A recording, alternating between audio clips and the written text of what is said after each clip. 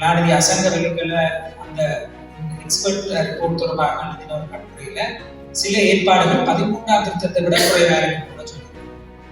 இப்ப நாங்கள் அந்த ப்ரொபோசல்ஸுடைய உள்ளடக்கம் நீங்கள் ஏக்கிய ராஜ்ய என்ற விஷயத்துல யார் சொல்றது சரி என்பதில் உடன்பாடு உள்ளடக்கம் சார்ந்த வாழ்க்கைக்கு மிக தெளிவாக ஒற்றையாட்சி ஏற்பாடாக இருக்கிறது.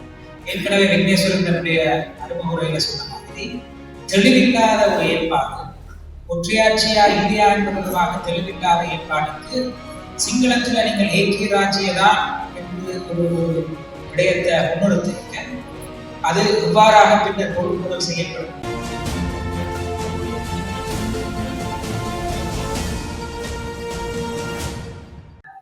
நாங்கள் ஒரு நிலைப்பாடு முன்வைக்கிறோமா அல்லது சிலர் சொல்வது கூட நாங்கள் ஒரு நிலைப்பாடு முன்வைக்க தேவையில்லை, வெறுமனே நாங்கள் ஒரு ஒப்பங்கூடல் கொண்ட மட்டும்தான் கேட்போமா என்ற 3 விதமான சிந்தனைகள் இதில் இருக்குது. அதில் எதை நாங்கள் முன்னோடுவதாக என்னுடைய முன்வைக்க அடுத்த 2 நிமிஷத்துல நான் சொல்ல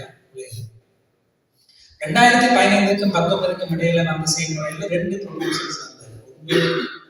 2017ஆம் ஆண்டு ஸ்டீரிங் கமிட்டியால வெளியிடப்பட்ட மிக சுருக்கமான ஒரு ஆவணம் இன்டர்ன் ரிப்போர்ட் அது ஸ்டீரிங் கமிட்டி வழிநடத்தல் குழுவின் இடைக்கால அறிக்கை. அதன் பின்னர் எக்ஸ்பர்ட்ஸ் கமிட்டி அவையால் நியமிக்கப்பட்ட நிபுணர்களால் உருவாக்கப்பட்ட ஒரு அறிக்கை. அது பின்னர் அந்த அரசாங்கம் கலைவதற்கு சில மாதங்களுக்கு முன்னர் வெளியிடப்பட்ட ஒரு அறிக்கை. இந்த 2 அறிக்கையினுடைய ஏக்கிய ராஜ்ய என்று பாராளுமன்ற அவர்கள் இதை பற்றி நிறைய பொதுவெளியில் பேசியிருக்கிறார். நாங்களும் அந்த காலத்தில் பேசினார்கள். ஏக்கிய ராஜ்யம் என்று சிங்களத்தில் போட்டு அப்புறம் ஒருமித்த நாடு என்று போட்டு இந்த குழப்பத்துக்கு அப்பால அந்த எக்ஸ்பர்ட்ஸ் ரிப்போர்ட்டை விரிவாக படிக்க உங்களுக்கு ஒரு சந்தர்ப்பம் கிடைச்சால் அது நிச்சயமாக ஒரு ஒற்றையாட்சிக்கு உட்பட்ட ஒரு தீர்வை தான் முன்வைக்கிறது. லேபல்ஸ் என்னத்தை சொல்லுதோ இல்லையோ உள்ளடக்கத்திலேயும் 2015-19 ப்ரொபோசல் ஒரு ஒற்றையாட்சிக்கு உட்பட்ட ஒரு ப்ரொபோசல் தான் என்பதில் எந்த விதமான சந்தேகம் இருக்க முடியாது. நான் அடிக்கடி மேற்கோள் காட்டுவது கலாநிதி அசங்க வெளிக்கல அந்த எக்ஸ்பர்ட் ரிப்போர்ட் தொடர்பாக எழுதின ஒரு கட்டுரையில சில ஏற்பாடுகள் 13ஆம் திருத்தத்தை விட குறைவாக கூட சொல்லியிருக்கோம். அப்ப நாங்கள் அந்த ப்ரொபோசல்ஸுடைய உள்ளடக்கம் நீங்கள் ஏக்கிய ராஜ்ய என்ற விஷயத்துல யார் சொல்றது சரி என்பதில் உடன்பாடு இல்லாதாலும் உள்ளடக்கம் சார்ந்த வாழ்க்கைக்கு மிக தெளிவாக ஒற்றையாட்சி உட்பட்ட ஒரு ஏற்பாடாக இருக்குது.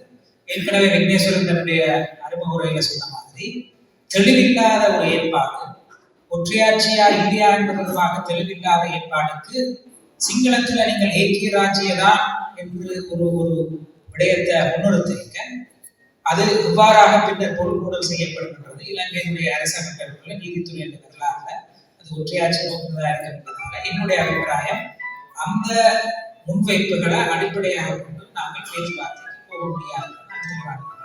அது முதலாவது. 2வது, அப்படி என்றால் என்னுடைய நிலைப்பாடுகளாக இருக்கும் அப்படின்னா ஏற்கனவே கஜேந்திரகுமார் பொன்னம்பலம் தன்னுடைய அறிமுக உரையில திம்பு பேச்சுவார்த்தை பற்றி குறிப்பிட்டார். நான் திம்பு பேச்சுவார்த்தை 13 ஜூலை 1985 அந்த ஆவணம் அந்த பிரகடனம் வந்தது. அதுல இருக்கக்கூடிய மிக சிறந்த அம்சங்கள்ல உண்டு. அது அந்த நேரத்துல ஆயுதம் தரித்த தமிழ் இயக்கங்களால் ஏற்கப்பட்ட அதே வேளை தமிழர் விடுதலை கூட்டணியும் பங்கு பற்றி முன்வைத்த ஒரு ஆவணம் என்பது முக்கியமான ஒரு ஆவணம். அதுல தமிழர்கள் ஒரு தேசம் என்ற அங்கீகாரம் முதலாக சொல்லப்பட்டிருக்கு. அவர்கள் சுயநிர்ணயம் எடுத்துக் கொண்டவர்கள். அந்த சுயநிர்ணயம் அவர்களுடைய தாயகத்தில் பிரயோகிக்கப்பட்டிருக்கிறது. மலைய மக்கள் உரிமைகளை நாங்கள் ஏற்றுக்கொள்றதை முன்னளிக்கிற அடிப்படையில் அவர்களுடைய சிட்டிசன்ஷிப் குடியுரிமையும் அதில் சொல்லப்பட்டு அந்த 4 அந்த பிரகடனத்துல எங்களுக்கு நாங்கள் அதிகம் வாசிக்காத தொடர்ந்து பிரகடனத்தை முன்வைக்க ஆற்றிய உரையில அவர்கள் முக்கியமாக சொல்லுகிறார்கள், திம்பு பேச்சுவார்த்தையினுடைய கோட்பாட்டு அடித்தளத்துக்கும் பட்டுக்கோட்டையினுடைய கோட்பாட்டு அடித்தளத்துக்கும் வித்தியாசம். அது மிக முக்கியமானது. சுயநிர்ணயத்தை ஆனா அதை சொல்லிக்கொண்டாட சொன்னீங்கன்னா இதுதான் என்னுடைய கோட்பாட்டு அடித்தளம். இவ்வளவு காலம் பேசுனதுல நீங்கள் ஒரு தீர்வு தரையில சமஷ்டியை தரையில. ஆகவே 76 வட்டப்போட்ட பிரகடனமும் 77 தேர்தலில் அதற்கான ஆணையை மக்கள் தந்தார்கள். ஆனால் நாங்கள் கோட்பாட்டு அடிப்படையில போய் மீள சொல்றோம். இதன் அடிப்படையில நீங்கள் ஒரு தீர்வு பொறிய முன்வச்சால் நாங்கள் அதை பேசுறதுக்கு தயாராக நாங்கள் அதை இப்ப முன்ன வலியுறுத்த வேண்டிய தேவை இருக்கு. திம்பு பேச்சுவார்த்தையில சொல்லப்பட்ட இந்த 4 கார்டினல் பிரின்சிபல்ஸ் வந்து அந்த நேரத்தில் அது முன்வைக்கப்படுது. மிகவும் அடிப்படையான கோட்பாடுகள் அது இன்றைக்கும் என்ன பொறுத்தவரைக்கு சரியாக இருக்குது. என்ன பொறுத்தவரைக்கும் சமஷ்டிக்குரிய கோரிக்கையும் அல்லது தனிநாட்டுக்குரிய கோரிக்கையும் அல்லது நாங்கள் வேறொன்றையும் கேட்கக்கூடாது உபமூடலை கேட்டா காணும்னு சொல்ற குடும்பத்தினுடைய கோரிக்கையினுடைய அடிப்படைகளும் இணங்கக்கூடிய ஒரு இடமாக நான் அந்த திம்பு பேச்சுவார்த்தைகளுடைய 4 அடிப்படை கோட்பாடுகளை காண்றேன். அதுல யாருக்குமே முரண்பாடு இருக்க முடியாது, இருக்கக்கூடாது. அந்த அடிப்படையில உருவாக்கப்பட்ட ஒரு முன்வைப்பாக ஒரு ப்ரொபோசல்ஸாக நாங்களும் தமிழ் சிவில் சமூகமே முன்வைக்க பெற்ற தமிழ் பொலிட்டிக்கல் கவுன்சில், தமிழ் மக்கள் பேரவையினுடைய sub committee on political solution, அரசியல் தீர்வை காண்பதற்கான இது. அதுல தற்போது டிஎன்ஏல இருக்கக்கூடிய கட்சிகள் பங்கு பெற்றிருந்தார்கள். தமிழ் தேசிய மக்கள் முன்னணி பங்கு பெற்றிருந்தது, தமிழ் சிவில் சமூகம் பங்கு பெற்றிருந்தது. ஏற்கனவே சொன்னது போல அது மக்கள் மத்தியில கருத்துக்கள் கிழக்கிலையும் சரி வடக்கிலையும் சரி மக்கள்கிட்ட அணுகி கருத்துக்கள் பெறப்பட்டு மீள திருத்த உறுதியானமாக சென்ற 2015-19 செயல்முறையில அது முன்னெடுக்கப்பட்டது. அதுல யாருமே ஆசிரியர் சங்கத்துக்கு ஒரு பெரிய ஒரு ஈடுபாடு இருந்தது, பங்களிப்பு இருந்தது. அப்ப அந்த ப்ரொபோசல்ஸ் திம்பு பேச்சுவார்த்தைகளை அடிப்படையாக கொண்டவை. திம்பு பேச்சுவார்த்தைகள் அடிப்படையில் சமரசம் இல்லை. திம்பு பேச்சுவார்த்தைகள்ல வெளிப்படையா சொல்லாதவருடைய கட்டாயம் என்னுடைய அபிப்பிராயத்தில் நாங்கள் சொல்ல வேண்டிய விஷயம் இறமை தொடர்பான ஏற்பாடு. ஏன் இறமை தொடர்பான ஏற்பாடு முக்கியம் என்றால், எந்த ஒரு கூட்டாட்சி ஏற்பாட்டுக்கு நாங்கள் போய்க்க தமிழர்களுடைய திறமையினை அங்கீகரிக்கின்ற ஒரு ஏற்பாடாக இருக்கின்றால் அது எங்களிடமிருந்து ஒரு மீளப்பெற முடியாத ஒரு ஏற்பாடாக இருக்கின்ற வகையில இறமை என்ற என்ன பொறுத்தவரைக்கும் திம்பு பிரின்சிபல்ஸ் பிளஸ் என்று நான் சொல்றேன். 13 பிளஸ் என்று சொல்லி நாங்கள் துன்பப்பட்ட காலம். ஆனால் இது திம்பு பேச்சுவார்த்தை பிளஸ். அதுல உட்கடையாக இருப்பது வெளிப்படையாக தற்போது வலியுறுத்தப்பட வேண்டியது தமிழர்களுக்கு உருவாக்கப்படக்கூடிய சுயாட்சி கட்டமைப்புகள் அவர்களுடைய இறமையை பிரதிபலிக்கின்ற, அவர்களுடைய இறமையின் வெளிப்பாடான சுயநிர்ணய வழியிலான ஏற்பாடுகள் அந்த வகையில நாங்கள் தமிழ் மக்கள் பேரவை என்ற ப்ரொபோசல்ஸ் இறமையை பற்றி பேசுது, சுயநிர்ணய பற்றி பேசுது. அதை தேவையான இடத்து தரப்புகளை உருவாக்குகின்ற எண்ணத்தோடு நாங்கள் அதில் மீள ஒருக்க அந்த உள்ளடக்கத்தை பேசுவதற்கான ஒரு வாய்ப்பை ஒரு களத்தை நாங்கள் உருவாக்கி கொள்ளலாம்.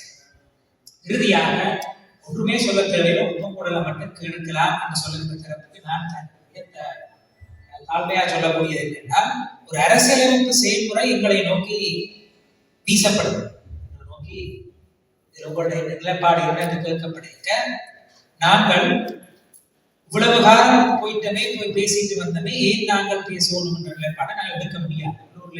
நிச்சயமா எடுக்கிறாரு.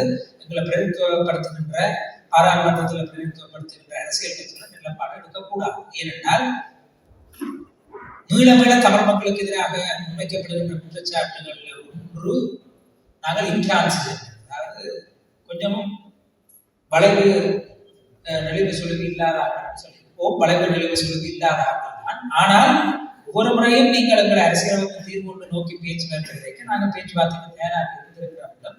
அதில் நாங்கள் ஒரு நிலைப்பாடோடு ஒரு விரிவான நிலைப்பாடு நாங்கள் தயாராக இருக்கிறோம்.